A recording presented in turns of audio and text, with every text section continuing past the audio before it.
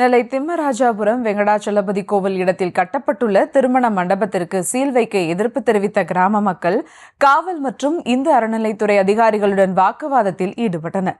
அப்போது முதியவர் ஒருவர் தலையில் மண்ணெண்ணெய் ஊற்றி தீக்குளிக்க முயன்றதால் பரபரப்பு நிலவியது. கூடுதல் விவரங்களோடு இணைகிறார் செய்தியாளர் ராஜா. வணக்கம் ராஜா, விவரங்கள். வணக்கம் சுபா. திருநெல்வேலி பாளையங்கோட்டை அருகே திம்மராஜபுரம் பகுதியில் 300 வருடங்கள் பழமையான வெங்கடாச்சலபதி திருக்கோவில் அமைந்துள்ளது.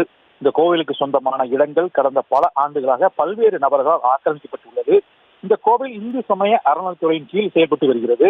கோவில் நிலங்களில் உள்ள ஆக்கிரமிப்புகளை அகற்ற உயர்நீதிமன்றம் அடிப்படையில் இந்து சமய அறநிலைத்துறை அதிகாரிகள் இந்த கோவில் நடத்தி ஆக்கிரமித்து கட்டப்பட்ட சமுதாய கூடத்தை இடித்து வந்தனர். இதற்கு அப்பகுதி மக்கள் மண்டபத்தின் உரிமையாளர்கள் எதிர்ப்பு தெரிவித்தனர். அதிகாரிகளுக்கும் மக்களுக்கும் இடையான கடும் வாக்குவாதத்தின் போது கையில் மண்ணெண்ணெய் கேன் உடன் வந்த ஒருவர் தன் மேல் ஊற்றிக்கொண்டார். தடுக்க முயற்சி செய்த அதிகாரிகள் மீதும் மண்ணெண்ணெயை முழுவதும் கொட்டியது.